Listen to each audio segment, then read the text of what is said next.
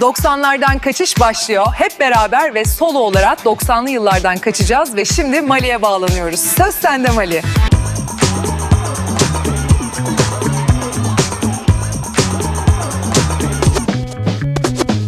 ...1993 yılında listelere giren şarkılarında Blind Melon'u seyrediyoruz.